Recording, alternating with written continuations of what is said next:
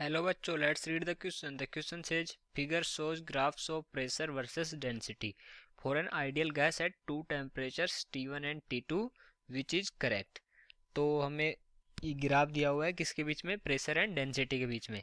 Okay, ये T1 temperature के लिए है और ये दूसरा है हमारा T2 टेम्परेचर के लिए.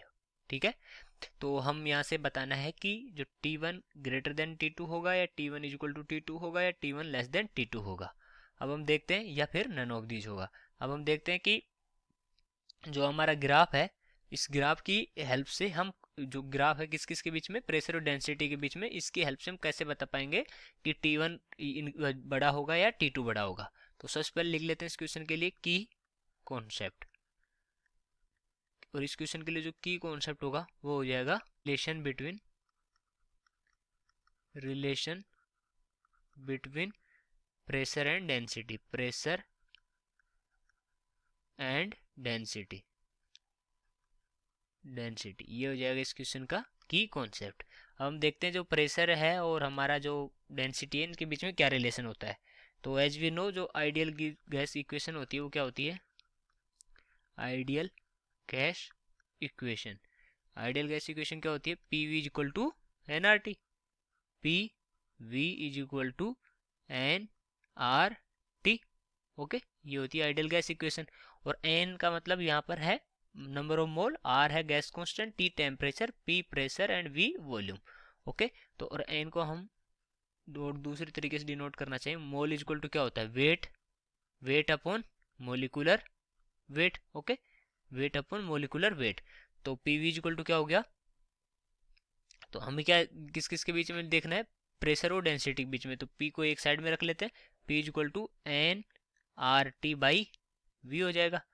और दूसरे तरीके से अगर इसको लिखें, P is equal to N की वैल्यू अगर वेट अपॉन मोलिकुलर वेट लिखें, weight upon molecular weight, okay, into R T divide by V. Okay, तो यहाँ से अगर हम देखें तो जो हमारा डेंसिटी क्या होता था, डेंसिटी होता है हमारा, डेंसिटी की अगर हम बात करें, डेंसिटी होता है हमारा weight, weight upon volume, weight upon volume. Okay, W by V. तो यहाँ से अगर हम इसमें से डब्ल्यू बाई वी निकाल लें, डब्ल्यू बाई वी निकाल लें, तो ये क्या हो जाएगा, डेंसिटी हो जाएगा. तो इसको हम इस तरह से भी लिख सकते हैं, P is equal to D R T by M W, D R T by M W. So so we can write that, so pressure is directly proportional to D and T. Okay, D and T, क्योंकि are और M W तो क्या है, जो are है हमारा और M W है, ये तो क्या है, कांस्टेंट है. ठीक है, आर और एम डब्ल्यू क्या है, कांस्टेंट है. तो इनका तो हमें इस पे फर्क पड़ेगा नहीं, ये तो कांस्टेंट रहेंगे. तो ये किसके प्रोपोर्शनल हो गया, डी और टी के प्रोपोर्शनल हो गया. या फिर दूसरे तरीके से अगर हम देखें तो हमारी y is equal to m x plus c की ग्राफ अगर हम देखना चाहें, y is equal to m x plus c. Okay, तो m क्या है यहाँ पर, स्लोप है, और c क्या है, इंटरसेक्शन है. तो ये ग्राफ कैसे बनेगा, ये ग्राफ कुछ ऐसे बनेगा. और ये है इसका m स्लोप है इसका, इस लाइन का. और यहाँ पर ये जो है, ये डिस्टेंस है c, ये जो इंटरसेक्शन है ये है c. y is equal to m x plus c का ग्राफ हो गया ये. ठीक है, इसके इस तरह. तो अगर हम यहाँ से देखें तो p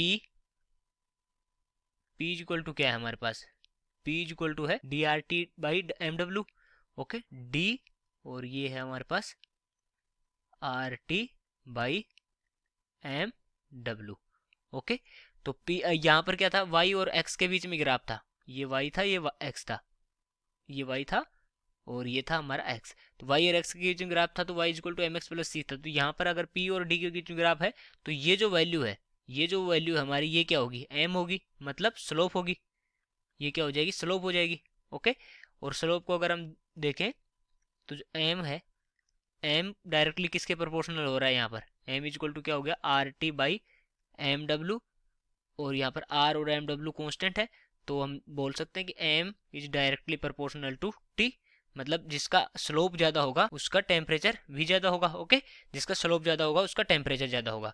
और अगर हम इस ग्राफ से समझे तो मान लो कि ये जो है हमारा एक लाइन इस तरह से है, तो इसका जो ग्राफ ये जो m होगा, ये मान लो m1 है, ये m2 है, तो m1 ग्रेटर देन m2 होगा, क्योंकि जैसे जैसे लाइन सीधी होती जाएगी या मतलब y एक्सिस की तरफ आती जाएगी तो उस लाइन का जो स्लोप है वो बढ़ता जाएगा।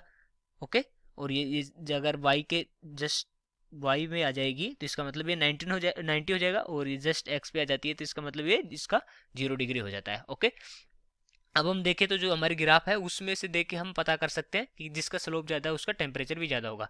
तो यहाँ से हमें साफ दिख रहा है कि जो T1 वाली लाइन, हमारी T1 वाली लाइन है उसका स्लोप ज़्यादा है और ये T2 की लाइन का स्लोप कम है। ओके, तो हम यहाँ से लिख सकते हैं कि T1,